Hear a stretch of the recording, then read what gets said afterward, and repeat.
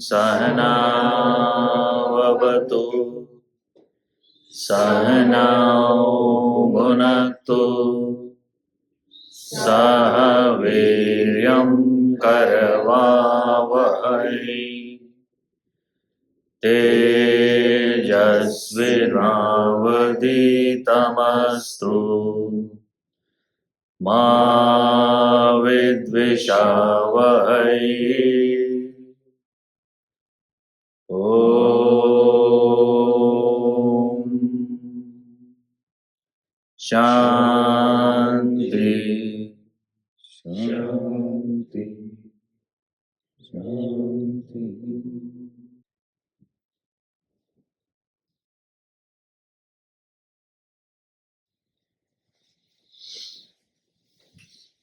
So the concluding portion of chapter 2 of the Bhagavad Gita speaks about Sthita Prajna, the perfect human being. And it gives us not only the description of human perfection, but also what we need to do to get there. So the first and foremost answer or description that Krishna gives in verse 55, we are still on these verses because they are so fundamental to understanding Vedanta, this knowledge, is that only with knowledge of the higher you gain that superior satisfaction and peace.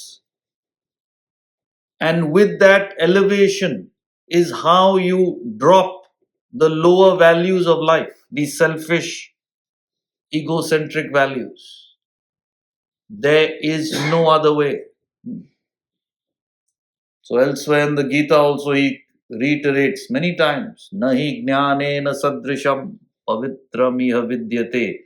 There is no purifier like knowledge. So when you understand something is better, something is higher, obviously you will give up the lower. So this is fundamental because people understand only the negative half, which is giving up something, and they run away from this subject. We don't want to give up. Vedanta never says give up. Vedanta only says take up something higher. So that is 55. When one is satisfied in the self, by the self, and therefore renounces all these lower desires, then is one said to be of steady wisdom. And then 56 gives the test. When you have the higher satisfaction within, obviously you are not craving for the world. It means nothing. It's just toys. So you're not agitated by getting something or dejected when you lose anything. I gave you the example of a billionaire. He gets a few more dollars or he loses a few dollars. What difference does it make in that ocean of wealth? Similarly, in that ocean of pure peace and happiness within, what difference does it make? Somebody was nasty to you, you got a promotion or didn't. It means absolutely nothing. Now it means so much because you don't have that knowledge. And 57, which we ended with last time, is dynamism. That's the point you have to make. Just because you are happy within doesn't mean you stay within.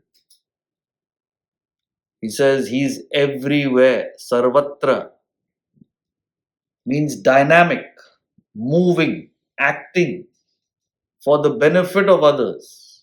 No attachment. He who is everywhere without attachment. Having met good or evil, neither rejoices nor hates, which we've explained. He's reiterating.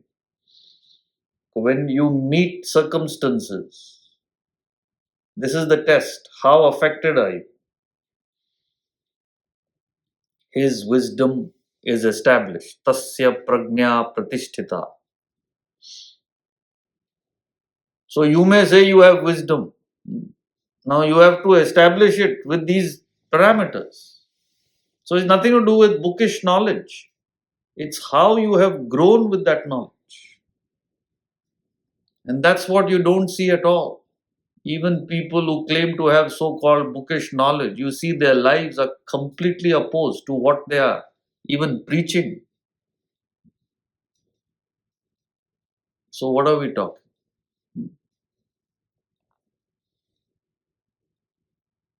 So there is no agitation. See, even in the religious field, they are agitated by other people's religions, other ways of thinking. Why?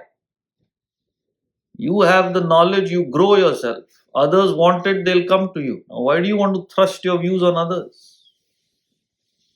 This has been the tradition in India for thousands of years. Never has anybody gone to forcibly convert others.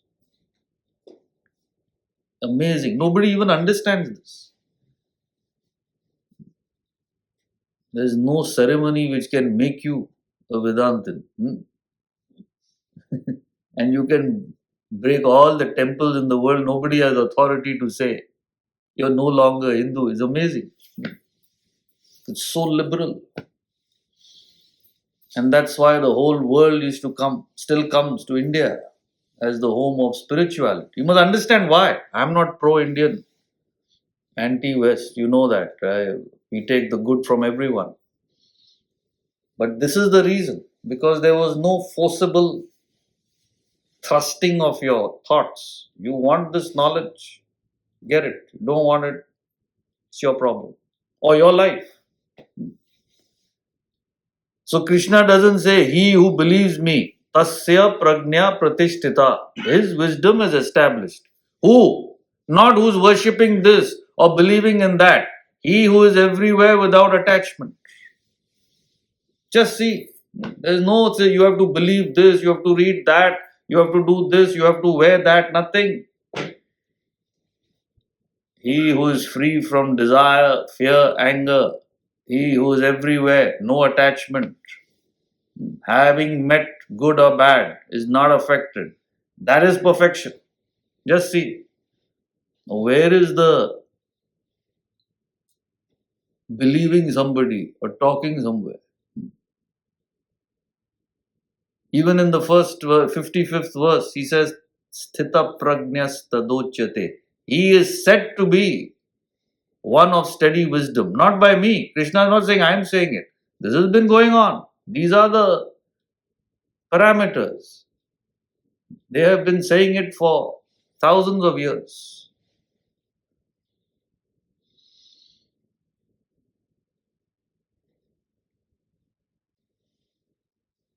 So the 58th verse is where he explains the last question.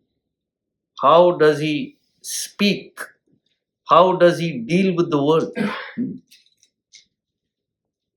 it's very interesting because this verse doesn't apply to a person of perfection, but he's talking in that way because we need to follow it. How we get to perfection.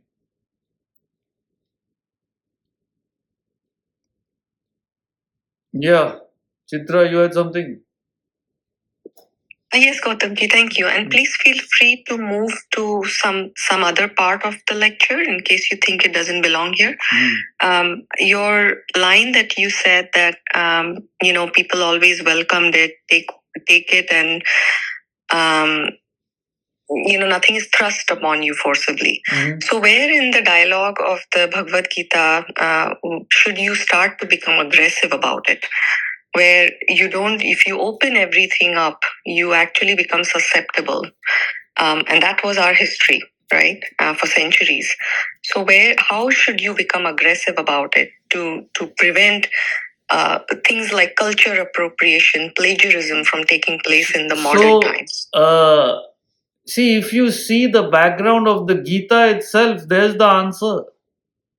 The Gita itself is aggression. What is it? It's a war, which Krishna, this is how you be aggressive.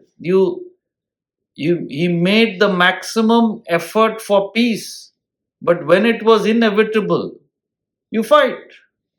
The whole Gita is to fight. Arjuna doesn't want to fight.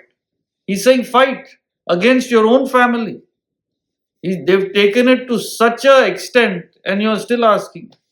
Everybody still doesn't understand. No, why she's asking is correct, because in spite of the Gita being written, 2,500 years ago minimum, it still is a country of passivity, because it's a misunderstood. This concept of renunciation, they gave up action. Renunciation is not giving up action, it is giving up the selfishness in the action. You have to act, not for yourself, but for the sake of the society. So when the society was threatened by the Kauravas, Krishna took great action. In fact, Arjuna wanted to leave, right? So where's the question? See, like Shakespeare says, beware of entrance into a quarrel. But being in it, make sure thy opponent bewares of thee. Beware of entry into a quarrel. Now, unnecessarily don't get into a boxing match. But if you're put in the ring, you might as well box to the best you can, right? No. But being in it, if you're forced, then give it your all.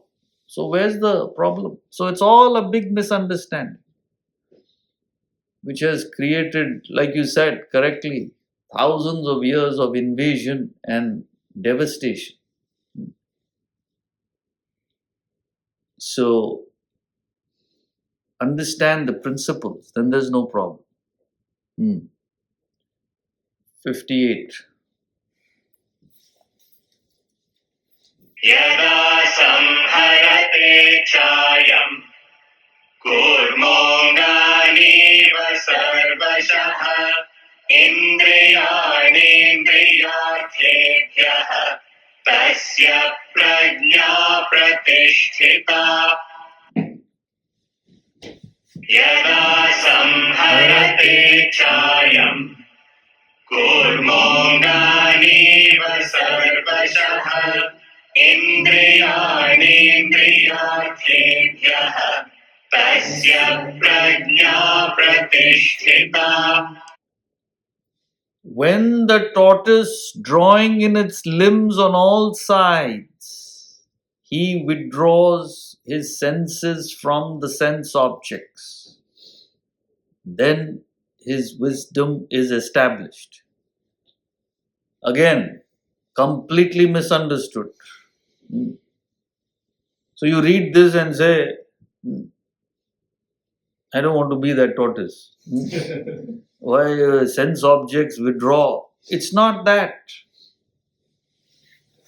So, first of all, a person who has reached the self has nothing to fear. It's a state of total fearlessness. So why would you withdraw or not withdraw? It makes no difference. First, you must understand that. So this verse specifically is meant for us. If you want to get to perfection, what you need to do. So the tortoise, if you can picturize it, has that hard shell on top, right, which protects it. And its body contacts earth with 6 protrusions, the 4 legs, the head and the tail, right? All of us know that. So what does this represent the 6 represent the 5 senses and the mind. And the shell, which is always exposed to the sun above, represents the intellect, which protects you. It's a fascinating analogy. So how does the tortoise walk? So its shell is exposed to the sun above and it walks. And at the slightest sign of danger, it withdraws the 6 protrusions into the shell and is protected. You can't do anything. Literally, a car goes over that shell, it's so hard, nothing happens. I don't try it. The point is, I'm just giving a analysis. It's so hard and protected. So, the intellect is always exposed to the sun above, represents the self. So, a person who is wanting to reach perfection, their intellect is fired with the idea of getting to enlightenment. Nothing else matters to them. Everything else is a passing phase. That's their goal. And you're walking towards that goal. So, whenever the intellect believes, now I'm not saying the sense objects per se are wrong or bad, but when you believe that they are an impediment to your spiritual progress, at the slightest sign of that danger, you must withdraw from that conducive environment. Then you'll be okay. So the opposite of that is how people live in the world. They freely let their mind run with no control at all and meet deadly consequences in life.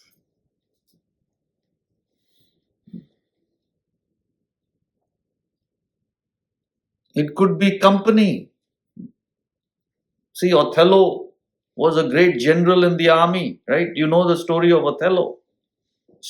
One of Shakespeare's greatest tragedies. He was a general in the army. He had all the wealth and the power, and he had the most virtuous and beautiful wife. What's her name? Desdemona. Painted by Shakespeare as his best female character. Desdemona. You see all of his plays.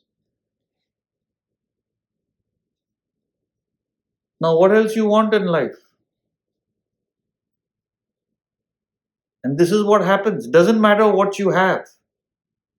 You get into some issue because you're not careful. So he got into the company of Iago, villain, who professed friendship but was out to destroy him because he did not promote Iago. Othello was the general, he didn't promote Iago. He instead promoted Cassio, and Iago was furious. But he schemed aggressively bad. Now you must understand who to associate with.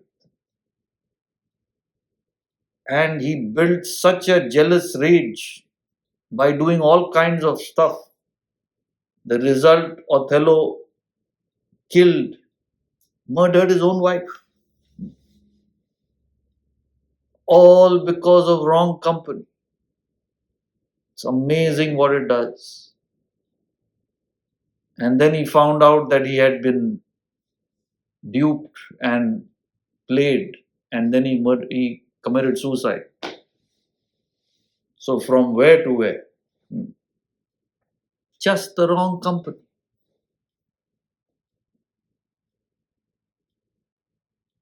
So you don't know what the consequences are of that environment, and you don't take precautions.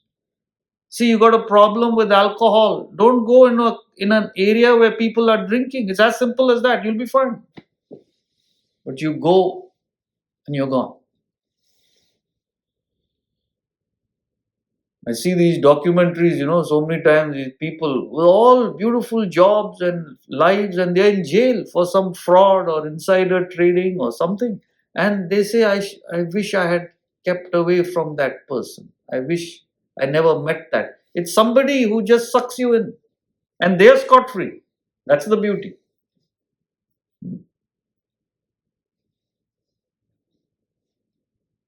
So you have a higher goal in life. You need to withdraw from areas which are not conducive for your growth. It's not just enough to study or do your service. That is, of course, primary, but what is pulling you down, you're not looking into that. So many people ask me, I've been studying, I've been doing this, then why am I not growing as? I said, because that is one part of it. You're not practicing that self-control, that withdrawal. This is what he's saying. The minute he sees that danger, you have to protect yourself. Because the mind is like that. At the first sign of that thought, you can protect it. But once you get into it, you're gone.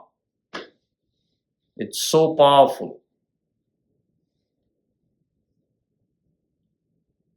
So I can give you examples after examples, both in history, even today, of people who don't take that precaution.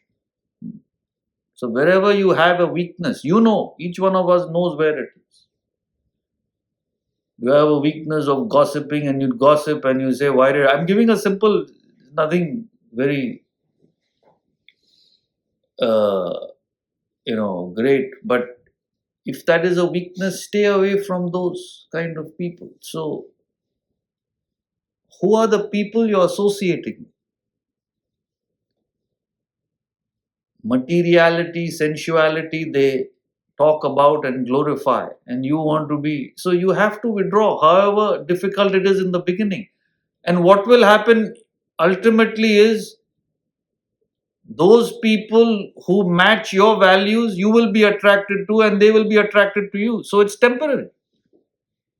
Why are you wasting your time? And after every time you go and meet these people, you come back and get and regret. Same people talking the same nonsense. Now, why did I go? 1 hour drive there, 4 hours there, 1 hour drive. For what?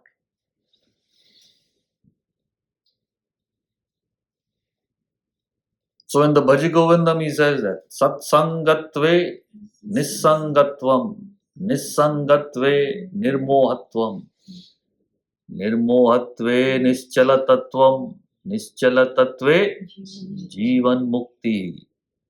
Satsangatve means by the company of the righteous. Company, I don't mean only people. The type of food you eat, the time of the day you wake up. Yes, that is also so important. If you are not getting up early, you're not associating with the best time that nature has provided for you. The early hours of the morning for spiritual study. So everything has to be looked at. So from that right environment, Nissangatvam, comes that non-attachment. And from that non-attachment, Nirmohatvam, you get free from this delusion, confusion that you're going through, attachments, involvement. And once you are free from that delusion, Nischala Tattvam, you have that firm focus, single pointed determination. And only through that can you get liberation. So first step itself you fall. All kinds of wrong environment, company, people. What is the size of the house you live in? What is the type of car you drive? What are the clothes you're wearing? What is the brand of watch? You know how much that fellow's watch costs? I mean, if this is your frequency, that is you. Guna guneshu vartante. Don't blame the world. As your desires, so your environment. Like Shakespeare says, tell me your friends, I'll tell you who you are. Fascinating quote. So I don't need to know you. Just show me the type of fellows you associate with. Then I'll know who you are. That's what you are. Tell me your friends, I'll tell you who you are.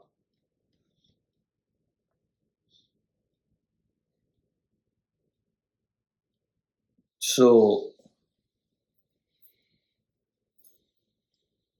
this is the important part. If you want to get anywhere close to perfection, that hard steps have to be taken.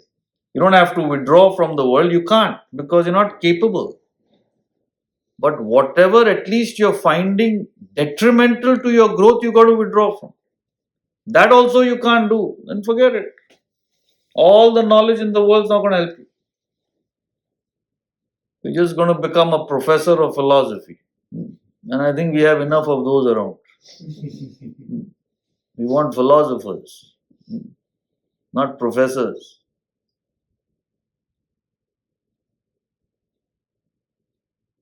The cigarette in one hand, wine in the other, let's philosophize. This is the idea. So it doesn't work.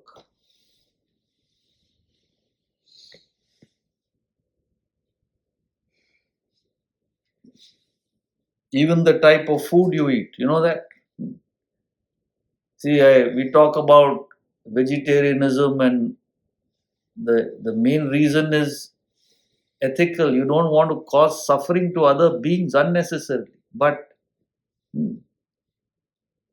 what you don't understand is, you see all the carnivores, all animals which eat other animals, their nature is ferocious, uncontrolled.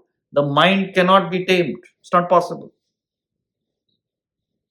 And you see all herbivores, even though they are far more powerful. You see a bull or an elephant, they'll throw the lions and tigers in one shot. Giraffes, huge, powerful animals, but their mind is meek, can be controlled. So if you want, you have control over your mind. What are you putting inside? Even that makes a difference. So ferocity, destruction, killing. You kill, that's all. Mind will be killed. That's all it is.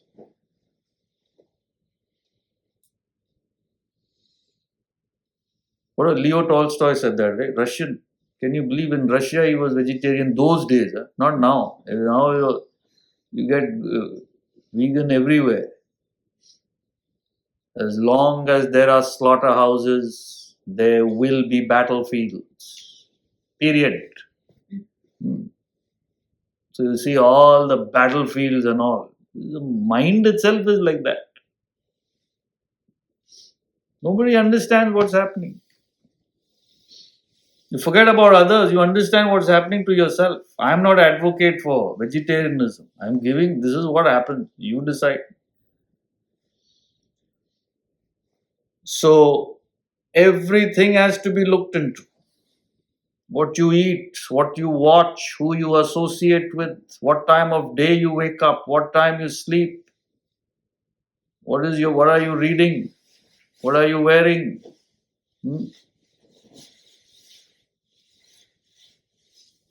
Even wearing, you want to kill. I got a leather jacket, I got a wool, this thing, for what? When you can do it very well without hurting others.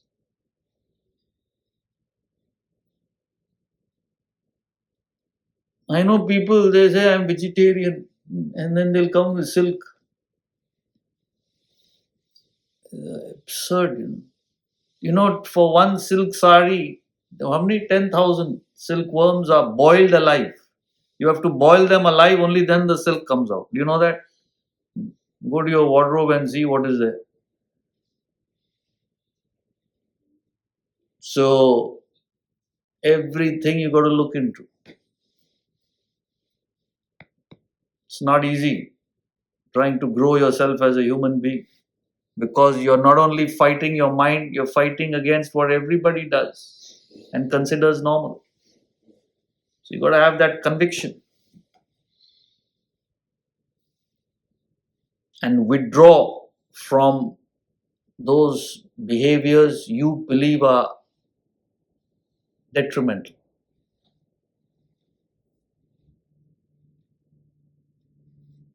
You understand? So you came to the class thinking we learn about perfection. Now he's telling us what we need to do. Very difficult. If you want to get there, this is it.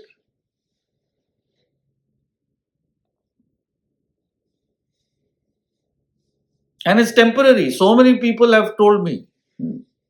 At least one thing I've done, I don't know how much education, but at least stop killing some animals, because so many of you have turned away. And they tell me in the beginning it's difficult because you see everybody and you feel you're missing out. After a while, they say the thought also doesn't come because you grow out of it. So that temporary discomfort, any spiritual seeker, every spiritual seeker has to go through in their own way. And these are small things which you will have to go through, not the big things like we had to go through to leave everything and with no support, no backing, go full time into learning Vedanta. So some of us did that very early on in life. That was difficult, I can understand. I'm not asking any of you to do.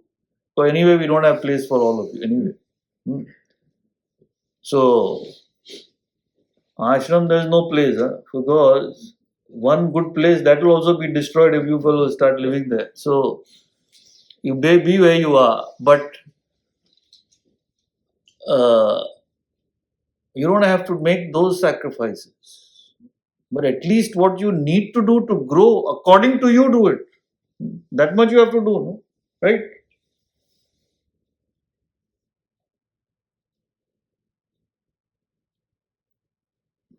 So you want to be a good tennis player, you have to withdraw. No? You can't just eat whatever you want. Thanksgiving, I had this pie, that next morning I have a match to decide number one. Can you eat all that? Whether it's Thanksgiving or this giving or that taking, doesn't matter. You have to say no. No. And then you become a great player or sports person.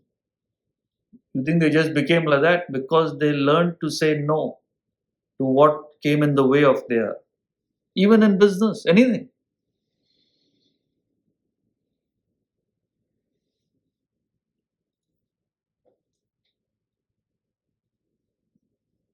So spirituality consists of two fundamental limbs. Gaining the knowledge is one, and withdrawing from those areas which impede your growth is two. So knowledge and self-control. These are the two pedals to how you grow to the wheel of spiritual progress. If you practice only self-control and don't gain knowledge, you'll be frustrated. You can't do this, you can't do that, you don't. But without understanding why you're doing it, you'll be frustrated.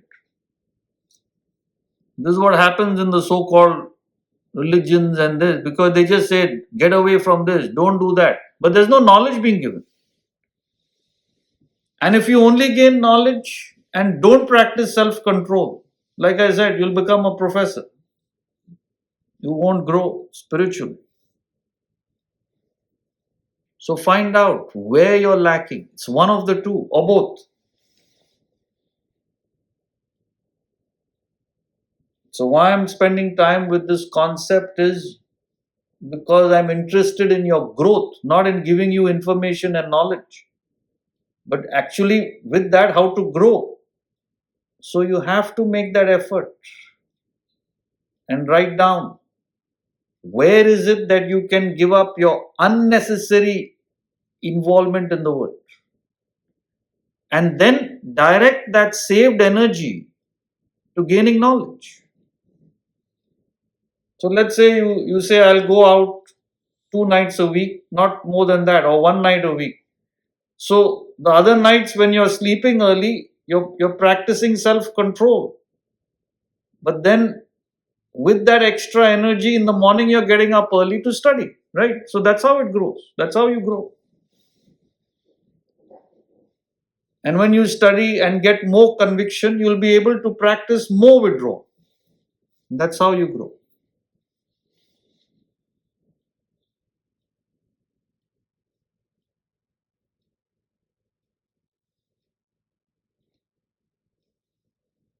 Clear? Everyone? Any clarifications before we proceed? So these are the 4 answers to Arjuna's question. So he completes in these 4 verses, 55, 56, 57, 58. Who is a perfect soul? And moves on now. The emphasis now goes into more how we can get there. What do we need to do? Before he concludes, summarizes in the last few verses, from 69, I think, through 72 is where he summarizes. So basically the description is complete. Yes, Vikram. Gautamji, there are 2 questions. The first one is from Melanie, and the question is regarding vegetables and if they are living in nature like animals and if there is cruelty by eating them. Yes, so you're right. Plants are also living, but the main difference, which is what we are talking about, is plants have a body. They don't have a mind which feels emotions. Animals have a mind which feels pain, which feels fear. They feel love for their children exactly like you do. So why would you harm them and make them feel pain and suffering? That's all. You got to eat something, right? If you don't eat live vegetables, you will die. So what we do is take the path of least harm to others in everything. Like I said, in the clothes you wear. So that's all you have to do. Take the path. Now in a car.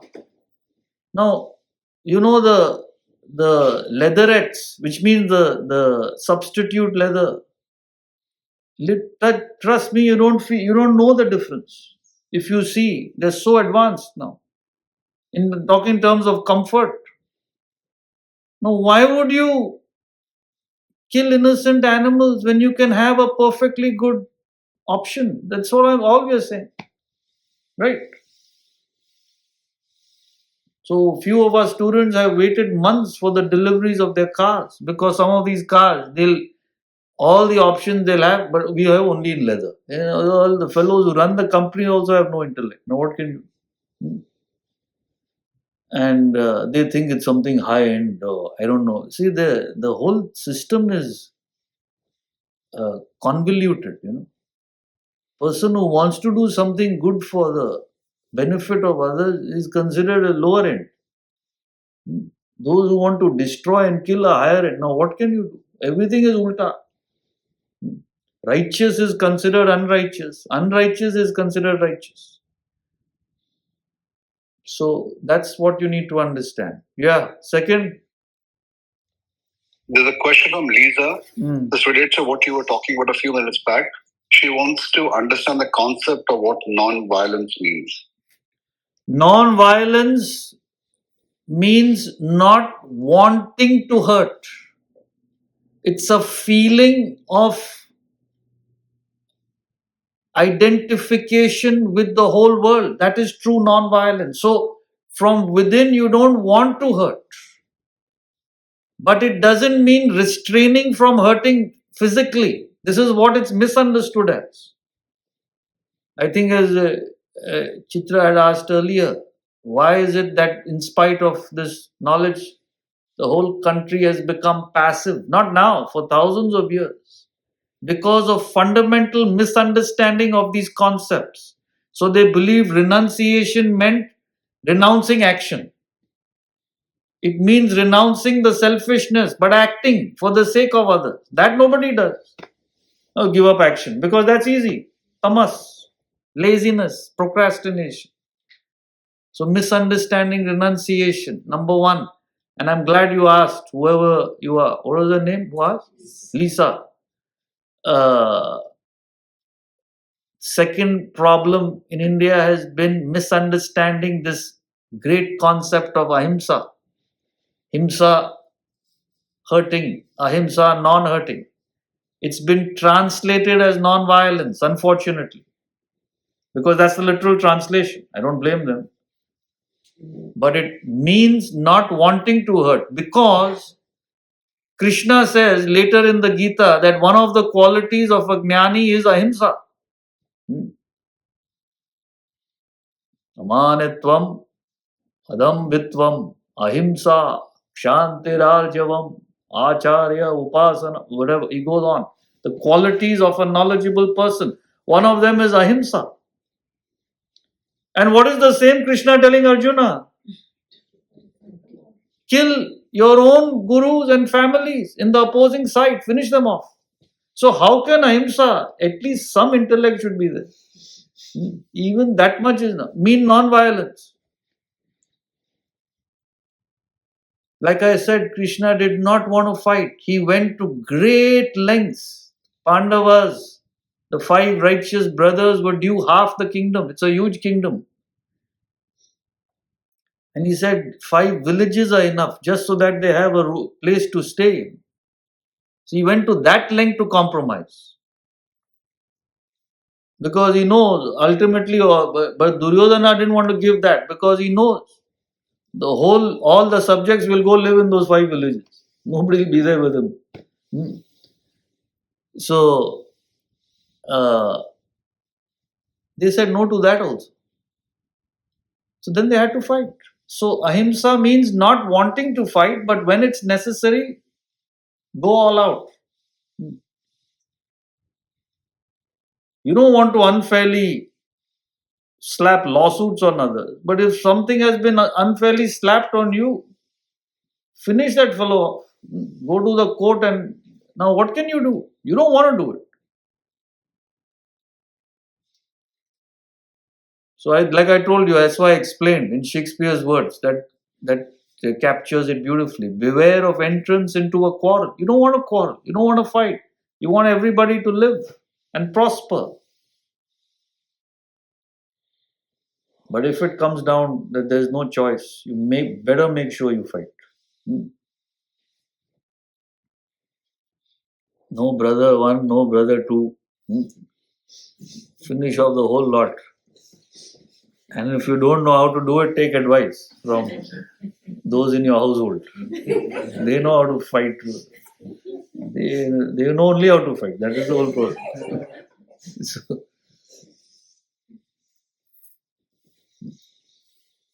So people are practicing in their own ways. So I asked somebody, you were all the time complaining about your mother-in-law. Now I don't hear any complaints. What happened?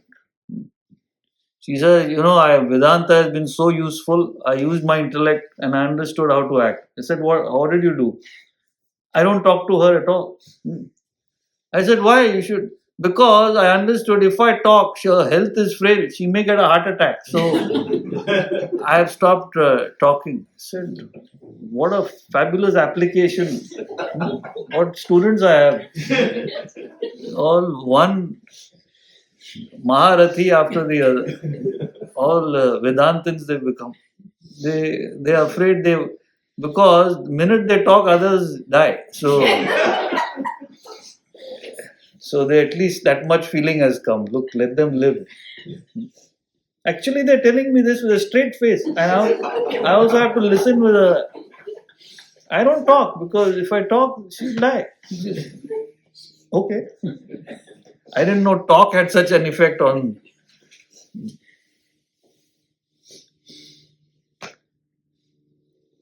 Yeah. Shreyas. Arjun Gautamji, Sthita Prajna, the four aspects of it, nature, speed, sit, walk, that's about we working on ourselves. But today we spent quite a bit of time talking about enablers in that journey. Enablers like food and company. Right. Right? How do we know, again, this is practical application. How do we know we are working with the right enablers or the catalysts? How do we know we're, again, making progress along those lines? See, the how you have to operate is with your intellect, not your feelings. That is the first fundamental discipline. So your intellect understands you have a higher goal in life. You have to analyze what is conducive to reach that, right? See, a simple example I'll give, forget spiritual, like I give always about a sports person. He has to understand what is the diet that will help him. He can't be eating junk food all the time. That will pull him down. So it's like that. You have to analyze. Like I gave you the example. If you want to grow spiritually, you must associate with people who have at least decent human values. So you help each other grow and serve. But you're all the time with people who only think about how they can exploit and earn for themselves and indulge in the world. And what is the next car they are buying and the next vacation they are going, then you will be pulled down because your mind is not strong enough to resist that. If your mind was strong enough, where's the problem? Well, you can associate with whoever you want. They'll be raised. You won't be pulled down. But none of you are in that sort of that is a very high state. So you're getting pulled down all the time. So you have to analyze. Like I gave you all these aspects, right? Now sit and analyze. What is conducive for the higher values you wish to pursue, if you wish to pursue them? This is the price you have to pay. Take it or leave it. Thank you. In fact, he talks about that in this verse next. A fascinating verse. That if you are genuine, these disturbances ultimately will themselves leave you. See, if you are if you were interested in gossiping, you're around people who gossip all the time. But if you are not gossiping, why will they call you? They'll call you once, twice. Third time they'll say, this fellow useless. Doesn't gossip at all. So they themselves will leave. You don't want to gamble. Why will gamblers call you? Gamblers will call those who they want to gamble. So ultimately, opposite happens. You are genuine. The world will leave you alone. That's what he says here. So don't worry. It's just initial. This effort you have to put in, this discomfort you have to go through. It's very short-lived. 59. Vishaya vinivartante niraharasya deginaha rasavarjam rasopyasya param drishtva nivartate. Vishaya vinivartante niraharasya deginaha rasavarjam rasopyasya param drishtva nivartate. The sense objects turn away from an abstinent man, but not the relish. Even his relish turns away on seeing the Supreme. So, what he's saying here when you are fired with a spiritual goal and you practice withdrawal, of course, there is that initial discomfort because you are attracted, but you're practicing withdrawal because that is important for your spiritual development, right? You have to do it. So, what will happen when you sincerely abstain? Those objects themselves will leave you. Like I said, you no longer cater to your friends' demands of conversation. Why will they call you? After a while, it will drop off. It has happened to so many of you. You don't even know it. It drops off. Oh, I haven't met that fellow for so long. They haven't bothered to call you, and you don't even know you have it because there's nothing in common like there used to be. And those who share your interests and convictions, obviously you will be drawn to them. So it's understandable. See, so many people have come in the neighborhood, it's a nuisance, because I'm here. Now we want to be close. Absolute nuisance. Now what can you do? You have to deal with it. Because they understood that, look, it's conducive. I would do the same. I'm not blaming them. If I had a master, I went and stayed with him for 10 years. What are we talking? Full time.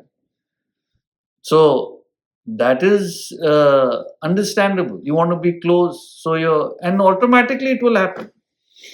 There's so many others in the pipeline. I'm thinking of moving. So it's a beautiful community, by the way. Any of you like to is really conducive, and their life is literally changed because there's always the opportunity to associate for their own growth.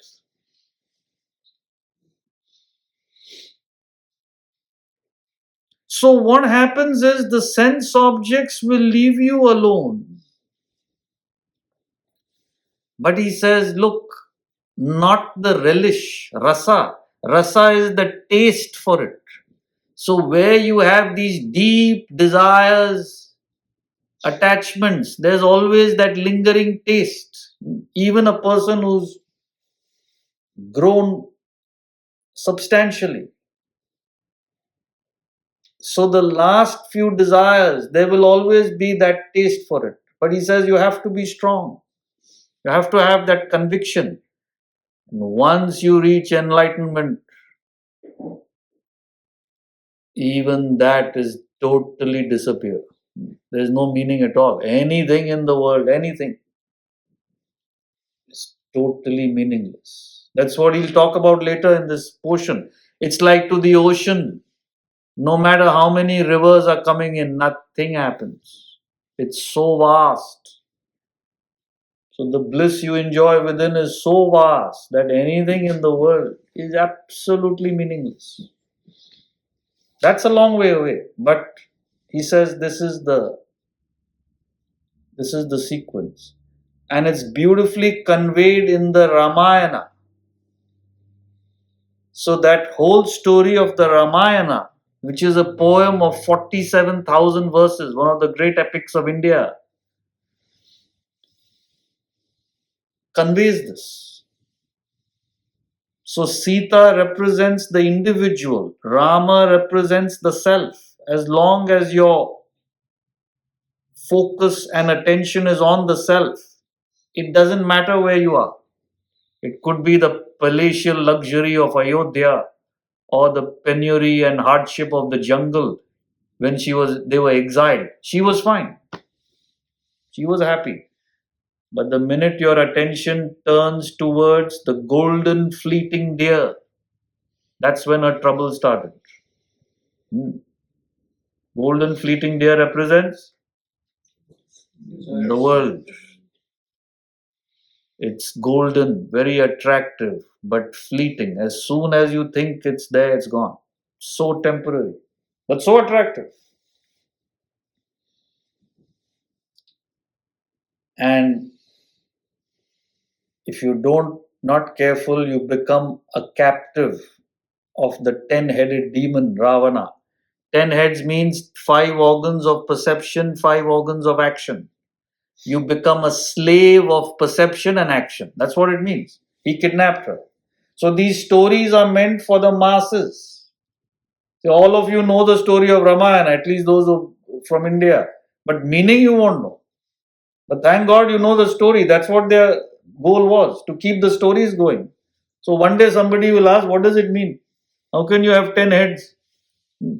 10 heads means how much? If I have one head and headache is bad. 10 head headache means a fellow must be, suppose he has migraine. 10 heads migraine he has to go through. My God. Obviously there can't be 10 heads, no. So it's all symbolic. Somebody will ask. So even if you are a captive, which we all are now, what do you need to do? So when Sita was taken to Lanka and held captive there, she refused to enter the palace of Ravana. So this is what he's talking about. You have to refuse to indulge and instead fix your thought on the higher. And if you do that, you remain in the Ashokavana. She was in a place called Ashokavana. Shoka, sorrow. Ashoka, no sorrow. So if you are committed to your spiritual development, you will be at peace within. There will be no sorrow. But there is still that lingering taste for the world. She was still always had to deal with those demons coming and telling her, go back to that palace. You know what's there? What is here? She said no. And then comes a time when Hanuman came and gave her the ring. That's when he's talking about.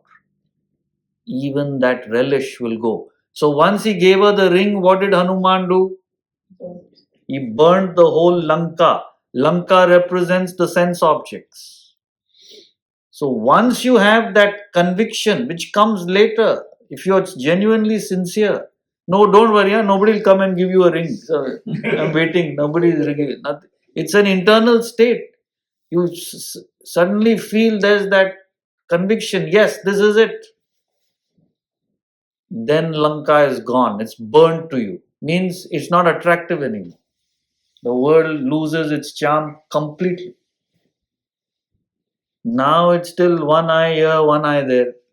One hand here, one hand there. Nothing. Nowhere. So even that relish turns away on seeing the Supreme. So don't worry. And the beauty is, if you're committed, you will get a challenge suitable for your level. So you don't have to worry. You won't get a challenge which is too much for you. Because anyway, you're going to fall. So you won't get that. Don't worry.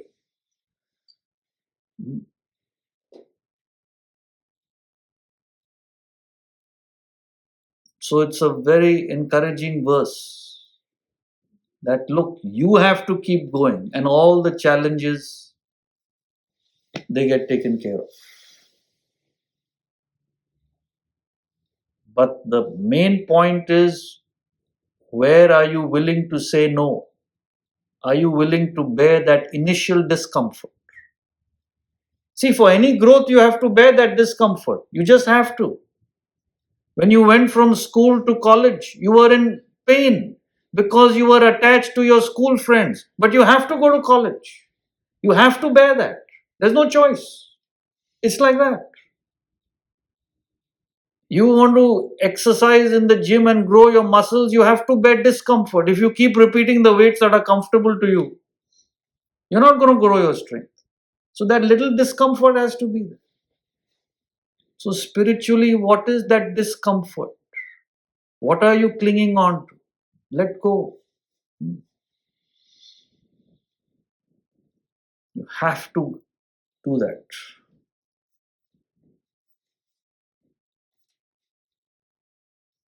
And you'll be amazed how nature comes and helps. So here he completes the whole picture. So in the next few verses, he talks about the 60 to 68, in fact, how the mind pulls you down and how you need to use the intellect to elevate yourself. Again, very important and very practical. So obviously we'll take it in the next session. So we'll see you on Wednesday. If you have any questions, feel free to email them. I can take them on Wednesday. Otherwise, we'll meet on the weekend. Hari Om.